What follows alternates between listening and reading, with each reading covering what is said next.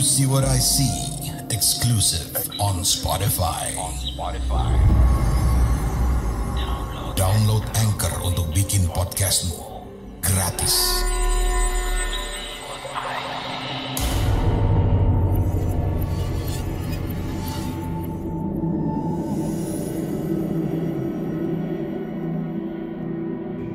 Oke, halo warga Desa Sukawedi, kembali lagi bersama saya Rizwanda Pramarta. Kali ini saya akan menceritakan lanjutan dari cerita yang pernah saya bawakan sebelumnya mengenai beberapa pemuda yang melakukan penelusuran atau berkunjung ke tempat-tempat yang bisa dikatakan angker. Bagaimana ceritanya? Mari kita simak bersama.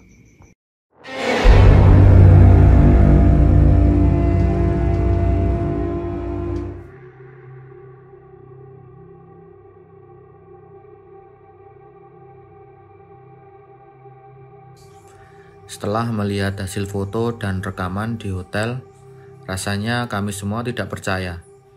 Gimana tidak? Karena hasil yang kami dapatkan tidak ada gambar dan suara sama sekali. Semuanya berwarna gelap, kecuali hasil gambar dan video sebelum kami masuk hotel tersebut. Gimana nih? Rasanya sia-sia apa yang kita lakukan semalam? Ucap saya yang masih memutar kembali rekaman video dari handycam, seakan masih tidak percaya. Begitu pula dengan teman-teman yang lain. Andi mengusulkan untuk kembali hunting di hotel.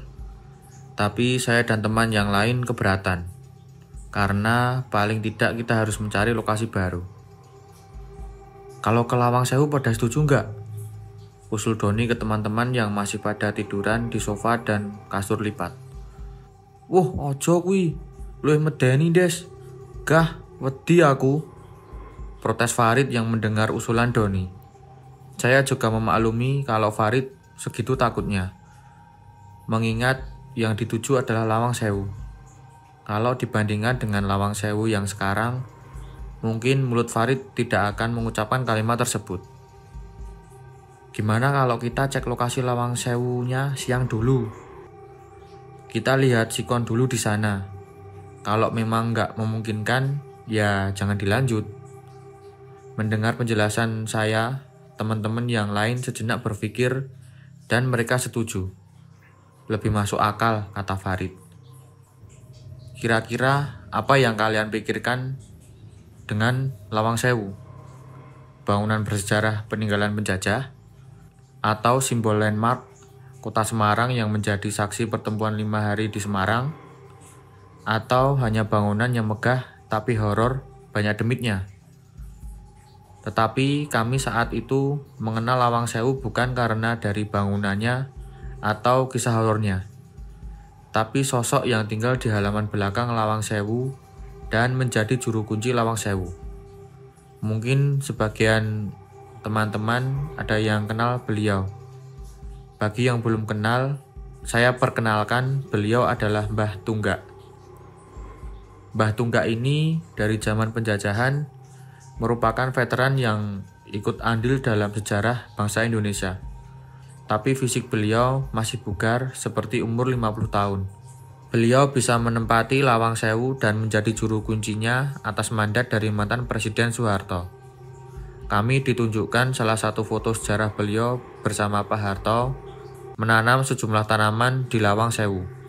Selain mengenal betul seluk-beluk Lawang Sewu ini, satu lagi kelebihan beliau, Mbah Tunggak ini sangat fasih berbahasa Inggris, Belanda, dan Jepang. Dengan semangat 45, Mbah Tunggak menceritakan sejarah kepada kami semua. Makasih Mbah, kita semua jadi bertambah pengetahuan tentang sejarah. Ucap saya yang mendengarkan cerita sejarah dari seorang pejuang yang masih hidup. Kami semua tidak bosan mendengar cerita sejarah dari Mbah Tunggak di gubuk kecil ini. Gubuk yang letaknya di belakang Lawang Sewu. Gubuk yang menjadi tempat tinggal Mbah Tunggak. Sebenarnya, Mbah Tunggak diberikan tempat tinggal di salah satu bangunan Lawang Sewu, yang sekarang menjadi ruang atau kantor pengelola Lawang Sewu. Tapi beliau memilih tinggal di gubuk. sedangkan anak-anak beliau dan cucunya tinggal di bangunan tersebut. "Mau keliling di dalam sekarang apa nanti malam?" tanya Mbah Tunggak kepada kami semua. Saya, Andi, Doni, Beni, dan Farid memilih malam hari untuk menjelajah Lawang Sewu. Kami berani malam hari karena adanya Mbah Tunggak yang menjadi juru kunci. Orang yang tepat dan tahu betul bangunan bersejarah ini. "Kita nanti malam bawa senter yang agak besar. Ada yang punya?" tanya saya ke teman-teman. Farid menyanggupi pertanyaan saya. Kali ini persiapan kita jauh lebih matang dari sebelumnya. Tepat jam 11 malam, kami semua sudah tiba di Lawang Sewu. Mobil kita parkirkan di ruko samping Lawang Sewu. Kami langsung menuju gubuk tempat tinggal Mbah Tunggak yang ada di belakang. Nampaknya Mbah Tunggak sudah menunggu kedatangan kami. Duduk di depan gubuk sambil menghisap rokok kretek dan menikmati kopi hitam di sampingnya. "Assalamualaikum, Mbah," sapa kami kepada beliau yang menyadari kedatangan kita semua. "Sudah siap semua. Ngapain bawa senter? Katanya pengen lihat." "Ini Mbah sudah menyediakan lilin buat penerangan di dalam. Nggak perlu bawa senter. Senter ditinggal di sini saja," ucap Mbah Tunggak yang melihat kami membawa 2 senter besar. Dengan izin beliau, kami diperbolehkan merekam dan mengambil gambar dari handycam dan kamera yang kita bawa. "Kita mulai dari sini, ruangan bawah tanah." Dengan hati-hati kami masuk melalui celah kecil atau bisa disebut selokan. Mbah Tunggak langsung menyalakan lilin yang dibawanya dan sebelum melangkah lebih jauh, beliau memimpin doa. Beliau berdoa dengan cara Islam, Kristen, Katolik, Hindu, dan Buddha. Semuanya dibaca. Kami yang mendengar heran plus kagum dengan sosok beliau.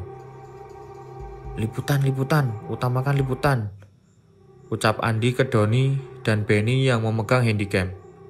Saya hanya tersenyum kecil mendengar ucapan Andi.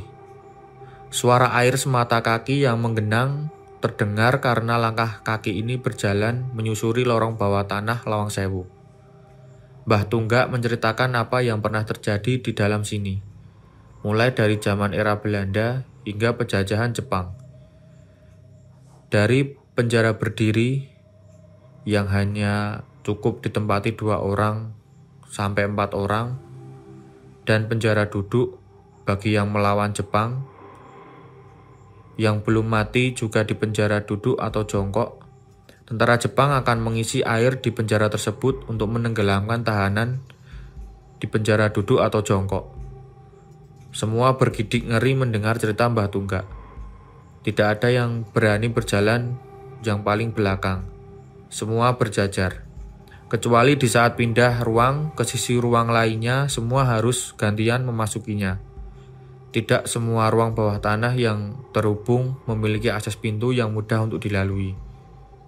Ada 2 ruangan bawah tanah yang memang ditutup secara permanen. Kedua lorong tersebut, salah satunya mengarah ke Pelabuhan Tanjung Mas dan satunya lagi mengarah ke salah satu rumah sakit. Kenapa ditutup? Alasannya tidak bisa dijelaskan melalui cerita ini. "Bentar, Fat. Handycam baterainya lowbat nih. Berhenti dulu, ganti bentar," seru Beni ke saya untuk meminta Mbah Tunggak berhenti sebentar.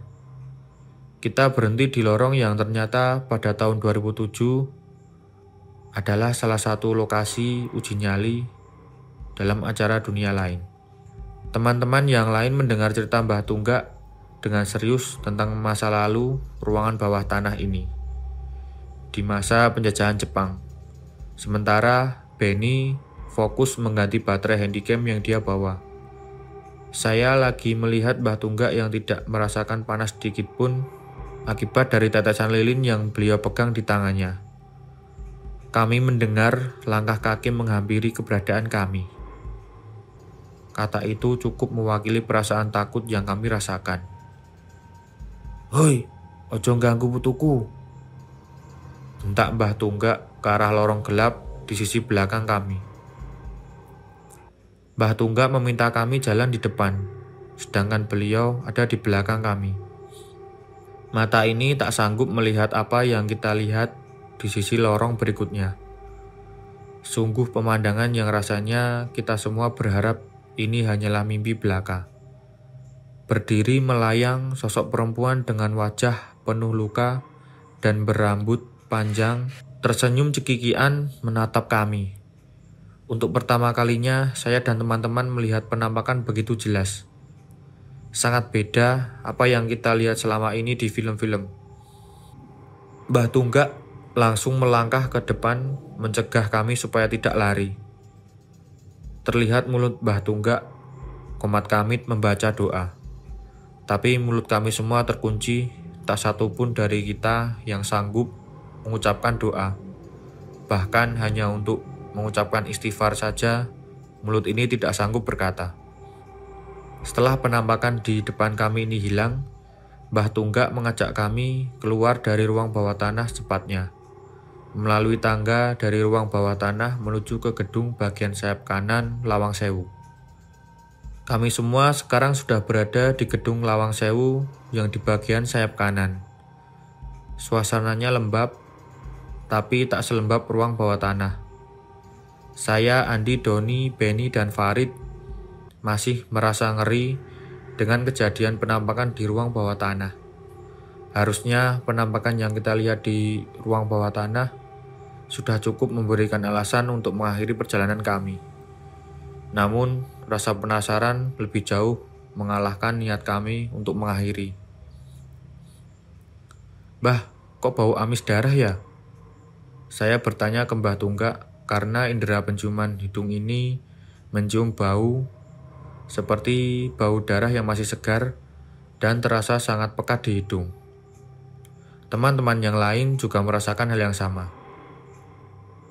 "Dewe metu saka ruangan iki wae. Kalau diterusin lewat sini untuk menuju lobi depan, nanti sampean-sampean ndak kuat," ucap Mbah Tunggak yang sepertinya merasakan dan tahu kejadian apa yang akan menimpa kami semua jika dilanjutkan Lawang Sewu ini. Mungkin beliau paham sebatas apa kemampuan kami bertahan dengan gangguan gaib. Menyusuri jalan di luar bangunan membuat kami merasakan mendapatkan angin segar. Suasana kembali berubah ketika kami sudah masuk lobi utama Lawang Sewu. Sungguh megah bangunan bersejarah ini mempunyai kelasnya tersendiri. Puji kami yang terkagum dengan struktur bangunan lobi utama. Terutama di bagian kaca terdapat ornamen lukisan. "Sudah, ayo kita naik ke lantai 2. Ajak Mbah Tunggak yang melihat kita seperti sudah puas mengambil beberapa gambar dan rekaman di lobi utama Lawang Sewu. Begitu menaiki anak tangga lantai 2, Mbah Tunggak bercerita apa saja yang terjadi di sini sambil mengganti lilin yang mulai terlihat mau habis. "Astagfirullah, Allahu Akbar!" teriak Benny beristighfar karena kami semua melihat penampakan perempuan dengan posisi kepala menunduk dan wajah tertutup dengan rambut. Berjarak hanya 2 atau 3 meter di depan kami. Saya sempat melihat ekspresi Mbah Tunggak agak sedikit kaget. Reaksi Doni dan Andi langsung menutup mata dan membuang pandangan. Reaksi dari Farid saat itu, tangannya mencoba mengumpulkan kekuatan untuk mengambil gambar. Tapi saya melarangnya dengan isyarat tangan. Lan. Saya nggak ngerti bahasanya. Yang diucapkan itu bahasa Belanda. Kira-kira Mbah Tunggak berbicara seperti itu. Mbah Tunggak yang tahu dan hanya Mbah Tunggak yang menjawab. Setelah sosok penampakan tersebut hilang, Mbah Tunggak hanya menjelaskan kalau malam ini kita dilarang memasuki ruangan jenderal. Merupakan salah satu ruangan yang bersejarah untuk bangsa Indonesia. Sepanjang perjalanan di lorong lantai 2, kami mendengar suara langkah kaki yang melompat-lompat mengikuti kami. Tapi kalau dilihat ke arah belakang, tidak nampak wujudnya dan suara hilang. Semua kepala mendangak ke arah atas, melihat kegelapan tangga berputar yang mengarah pada kegelapan lantai 3 Lawang Sewu. Salah satu akses menuju lantai 3 harus menaiki anak tangga berputar peninggalan Belanda. Di sini akan merasakan sensasinya sendiri. Tangga berputar yang terasa bergoyang-goyang. Kali ini tidak ada yang takut. Mungkin makin terbiasa lebih tepatnya. Sampai di lantai 3, struktur baja atap bangunan Lawang Sewu terlihat kokoh. Memang tidak terlalu gelap karena adanya cahaya penerangan dari jalan yang terbias masuk ke ruangan ini. "Oh, ini aula ya, Mbah?" tanya saya sambil melihat sekeliling. Secara tiba-tiba, Andi mengambil gambar melalui kamera yang dipegangnya. Jepret, jepret, jepret. Lampu flash kamera juga menyala secara beruntun. "Ojo!" teriak Mbah Tunggak yang lupa memberi peringatan ke kami. Dan kita juga lupa meminta izinnya terlebih dahulu, boleh apa enggak. Andi menoleh ke arah Mbah Tunggak seperti merasa tidak bersalah. Tatapan Andi berubah seperti merasakan ada yang memegang kakinya. Dan benar saja, Andi terseret hingga terbentur tembok di ujung aula. Disusul Benny mengalami hal serupa. Saya yang lihat kondisi Benny jatuh dan terseret, sebenarnya mencoba meraih tangan Benny. Namun Mbah Tunggak mencegah saya tanpa alasan. "Andi, Benny!" teriak Doni dan Farid memanggil nama mereka berdua, berharap dijawab oleh mereka berdua pula. Dari ruangan gelap di ujung sana, kami melihat seperti ada kedua bola mata merah menyala menatap kami. Mbah Tunggak langsung duduk bersila membaca doa. "Kalian bertiga ikut saya, baca doa." Kita bertiga mengikuti Mbah Tunggak duduk bersila dan berdoa. Saya mendengar Farid melantunkan zikir, sedangkan saya mendengar Doni membaca doa sebelum tidur. Setelah itu baru ayat kursi. "Mbah, ini gimana?" tanya saya yang merasa sepertinya aura negatif sudah hilang. "Kalian bertiga tunggu di sini, biar Mbah yang nyamperin kedua teman kamu." Dengan nafas yang tersengal-sengal, beliau mencoba berdiri. Saya, Doni, dan Farid hanya saling pandang heran sebenarnya apa yang terjadi dengan Mbah Tunggak. Yang jelas, beliau menyelamatkan nyawa kami semua. "Andi, Benny, kalian gak kenapa-napa kan?" tanya kita bertiga ke mereka berdua yang masih seperti baru bangun dari tidurnya. Mbah Tunggak meminta air yang dibawa Farid dan membacakan doa sebelum diminum Andi dan Benny. "Mbah gak nyangka penghuni yang dari ruang bawah tanah mengikuti kalian semua sampai lantai 3 ini. Pantas Mbah gak lihat Noni yang biasanya berdiri di atas tangga berputar." Mendengar pernyataan dari Mbah Tunggak, kami semua kaget. Kami berharap tidak akan ada kejadian yang menimpa kami lagi setelah ini. "Ayo, kita lanjut jalan ke arah menara yang terkena tembakan. Tapi tahan penciuman hidung kalian ya," ajak Mbah Tunggak yang melihat kondisi Andi dan Benny sudah baikan. Entah maksudnya apa tahan penciuman hidung yang diucapkan Mbah Tunggak. "Yalah, mampu Mbah," gerutu saya dan teman-teman yang lain. Mbah Tunggak hanya tertawa mendengar keluhan kami. Bagaimana tidak bau?